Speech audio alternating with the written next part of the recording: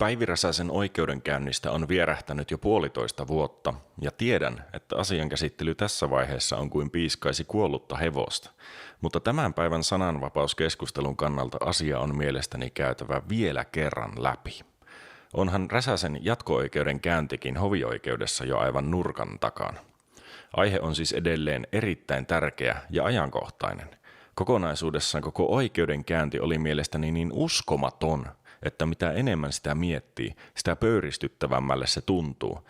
Kun asetamme tapahtumat oikeaan kontekstiin, uskon, että se valottaa tämän näytösoikeudenkäynnin merkitystä koko suomalaiselle oikeuskäsitykselle.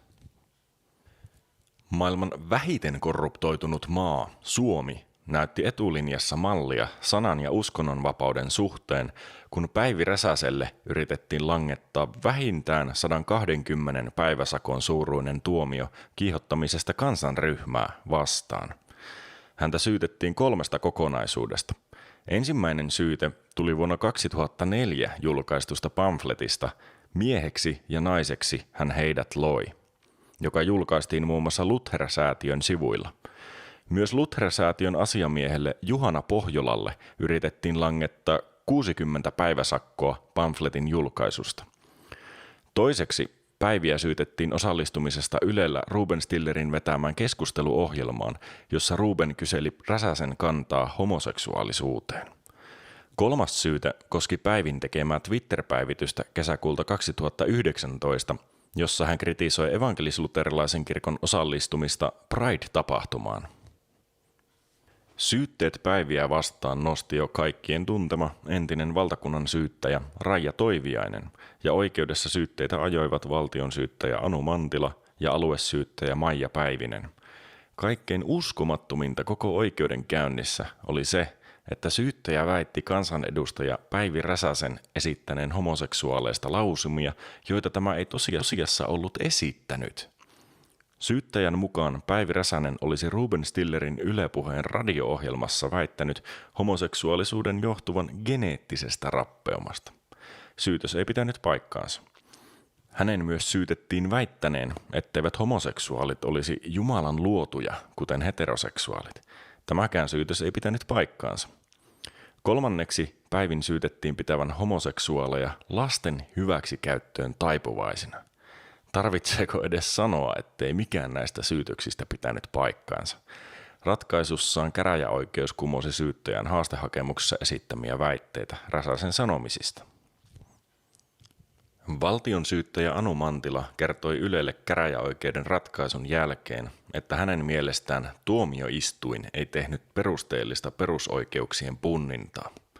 Oikeusoppineen mukaan tällainen on tuomioistuimissa harvinaista. Turun yliopiston rikosoikeuden apulaisprofessori Tatu Hyttinen kiinnitti huomiota siihen, että teonkuvausta tarkasteltiin toisinpäin kuin yleensä. Yleensä rikosasioiden tuomiossa syyttäjä tekee teonkuvauksen ja käräjäoikeudessa keskustellaan, onko syytetty syyllistynyt siihen tekoon, mistä hänelle on rangaistusta vaadittu. Tämä oli varsin poikkeuksellista, että aika paljon otettiin kantaa, vastaako syyttäjän teonkuvaus sitä, mitä Räsänen on sanonut, Hyttinen kommentoi. Merkillistä oli myös se, että syyttäjä pyrki tulkitsemaan, mitä Päivi Räsänen oli Raamatun jakeita lainatessaan tarkoittanut. Jopa tuomari joutui puuttumaan peliin, että nyt tulkitaan Suomen eikä Raamatun lakia. Syyttäjä pyrki jatkuvasti vääristelemään Räsäsen Raamatun jakeiden siteeraamista syyttäjän itsensä päästään keksimien valheiden perusteella, vaikka poliisi oli jo aikaisemmin todennut, ettei rikosta ollut tapahtunut. Valtakunnan syyttäjä Anu Mantila ajatuspoliisin tavoin kuvitteli tietävänsä, mitä Päivi Räsänen on päänsä sisällä kirjoituksillaan ja sanoillaan tarkoittanut. Ei ole ihme, että oikeudenkäyntiä alettiin kutsua raamattukäräjiksi. Olihan tapetilla kuitenkin Raamatun tekstit, joiden tulkintoja käsiteltiin. Mantila vaati myös Yleä poistamaan osia Ruben Stillerin haastatteluohjelman jaksosta vertaamalla Räsäsen haastattelua jopa lapsipornoon. Räsänen tietenkin kiisti kaikki nämä väitteet, eikä siitä hänelle tuomiota langennutkaan, sillä Helsingin käräjäoikeus vapautti Räsäsen kaikista rikossyytteistä, ainakin toistaiseksi. Otetaanpa vertailun vuoksi esimerkki siitä, minkälaisen tuomion Suomessa saa lapsipornon hallussapidosta ja levityksestä. Jari Sillanpää tuomittiin 45 päiväsakkoon. Tuomio alennettiin 15 500 eurosta noin 8 300 euroon tulojen perusteella. Toisaalla VTV:n entinen pääjohtaja Tytti Yli-Viikari on tuomittu virka-aseman väärinkäyttämisestä, virkavelvollisuuden rikkomisesta sekä kavalluksesta yhteiseen 80 päiväsakon sakkorangaistukseen. Korruptoimattomassa Suomessa hänellä tietenkin pitää olla mahdollisuus pysyä virassaan. No, onneksi tämä ei kuitenkaan tapahtunut, vaan oikeus toteutui. Tytti Yli-Viikari menetti virka-asemansa. Kolmantena TV2-kanavalla Ylen Islam-illassa vuonna 2013 imaami Abbas Bahmanpour totesi suorasanaisesti, että homoseksuaalisuus on kielletty ja että siitä seuraa sharia-lain perusteella kuolemantuomio. Chatista. Mikä on islamin suhtautuminen homoseksuaalisuuteen? Jatketaan tällä suvaitsevaisuuslinjalla. Eli islam suhtautuu homoseksuaalisuuteen moraalisena paheena samalla lailla kuin se suhtautuu esimerkiksi aviorikokseen tai esimerkiksi insestiin. Eli esimerkiksi suomalaisessa kulttuurissa me ei ehkä olla niin suvaitsevaisia insestiä kohtaan, mutta me ollaan valmiita hyväksymään homoseksuaalisuus. Islamillinen taas on ehkä vähän selkeämpi kaikissa näissä asioissa, että se näkee kaiken tällaisen avioliiton ulkopuolella olevat intiimit suhteet moraalisena paheena ja sama kuuluu homoseksuaalisuuteen. No entä jos olisi sharia voimassa Suomessa, niin mikä olisi sitten seuraus siitä, että ihminen on homoseksuaali? No islam ei salli sitä, ei saisi olla. Rangaistus siitä seuraisi niinkö? Mikä se rangaistus on? Se rangaistus tulee vain siinä tapauksessa, jos se homoseksuaalisuuden akti nähdään, eli itse penetraatio nähdään 4 todistajan silmin. Eli ellei ne avoimella jossain torilla tee sitä aktia, niin silloin sitä rangaistusta ei tule. Mikä se rangaistus on? Erittäin harvoin rangaistuksia esimerkiksi aviorikoksesta tai homoseksuaalisuudesta tai muusta on koskaan islamisessa laissa Mutta mikä annettu. se rangaistus sen jälkeen on, jos sitten nähdään? No yleensä siitä tulee kuolemantuomio. Tämä hymyilevän ja naureskelevan imaamin kommentti tietenkin hulahti valtakunnan syyttäjä Raija Toiviaisen seulan läpi ilman minkäänlaista syytettä. Toiviainen on perustellut näiden kahden päätösten välistä eroa siten, että Päivi Räsäsen kannanotot ovat henkilökohtaisia mielipiteitä, kun taas imaami Bahmanpourin toteamus, että islam suhtautuu homouteen syntinä ja rangaistus siitä on kuolemantuomio, ei ole Bahmanpourin mielipide, vaan se on hänen käsityksensä Koranin kirjaimellisesta sisällöstä. Mutta eikö näillä raamattukäräjillä juuri pyritty selvittämään, mikä on Päivi Räsäsen käsitys raamatun sisällöstä? Minkälainen älyllinen ja oikeudellinen spinnaus on tehtävä, että näkee näissä mitään eroa?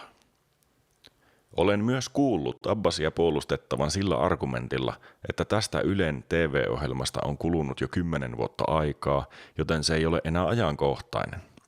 Jos asia on näin, että homoille kuolemantuomioiden julistaminen veronmaksajien kustantamalla kanavalla parhaaseen katseluaikaan vanhenee 10 vuodessa, niin miten ihmeessä Päivi Räsäsen lähes 20 vuotta vanhat tekstit, joita todella harvat ovat edes päässeet lukemaan, voivat olla valtakunnan syyttäjän tähtäimessä? Eihän tässä ole mitään logiikkaa, millään mittarilla tulkittuna. Kyseessä on oltava puhdas ja aivan käsittämättömän törkeä ajojahti kristinuskoa vastaan. Ja miettikää, Toiviaiselle myönnettiin vuosi sitten Asianajajaliiton valtuuskunnan kokouksessa Savonlinnassa Asianajajaliiton oikeustekopalkinto merkittävästä työstään oikeudenmukaisuuden edistämiseksi. Asianajajaliiton puheenjohtaja Hanna Räihä Mäntyharjun mukaan valtakunnan syyttäjänä Toiviainen on osoittanut organisaatiouudistuksen lisäksi myös poikkeuksellista kyvykkyyttä ja ennakkoluulottomuutta erilaisissa avauksissa oikeudenhoidon nopeasti muuttuvilla harmailla alueilla, kuten sananvapauslainsäädännön tulkitsemisessa. Aivan. Kristinuskon julkisesta harjoittamisesta voi Suomessa saada siis huomattavan paljon suuremman rangaistuksen kuin lapsipornon hallussapidosta ja levityksestä tai virka-aseman väärinkäyttämisestä, virkavelvollisuuden rikkomisesta sekä kavalluksesta, tai islamistin suusta homoille kuolemantuomiota julistamalla Ylen keskusteluohjelmassa parhaaseen katseluaikaan. Jokainen voi päänsä sisällä pohdiskella, onko tämä oikeudenmukaista, onko tämä se Suomi, missä haluamme elää. Jos Raamatun siteraamisesta tulee laitonta toimintaa, on kristinuskon harjoittaminen itsessään näillä perustein rikollista. Onhan Raamattu näin ollen laiton kirja. Haluammeko tosissaan kunniakkaasti liittyä siihen arvokkaaseen suurvaltojen ryhmään, jossa kristinuskon harjoittaminen on myös rikollista, kuten kommunistinen Kiina, kommunistinen Pohjois-Korea, suuri joukko islamistisia Lähi-idän maita tai historiastakin hyvin tuttu vanha itänaapurimme kommunistinen Neuvostoliitto? Näissä maissa kristinuskon harjoittamisesta voi suurella todennäköisyydellä menettää henkensä. Jos näin on, että tätä haluamme, niin kiitokset kuuluvat tietenkin Raija Toiviaiselle, suomalaiselle oikeuslaitokselle, punavihervasemmistolaiselle politiikalle sekä heidän edustajilleen ja kannattajilleen, joiden mielestä tämä tuomio olisi ollut oikeudenmukainen.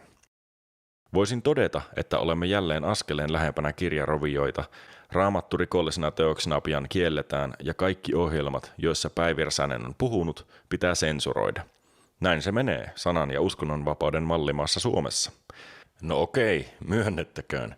Maalailen tässä aika isoja piruja seinille vähän liian isolla pensselillä, mutta aina kun sananvapautta on pyritty rajoittamaan tällaista ennakkotapauksia hakevien oikeudenkäyntien avulla, siitä ei ole koskaan seurannut mitään hyvää. Meidän on herättävä ennen kuin on liian myöhäistä. Tämä oikeudenkäynti on saanut jo maailmanlaajuista huomiota ja ihmiset ovatkin jo noteranneet tämän jopa Yhdysvalloissa asti. Saadaan Suomi jälleen maailman kartalla. Kiitos katsomisesta ja ensi kertaan.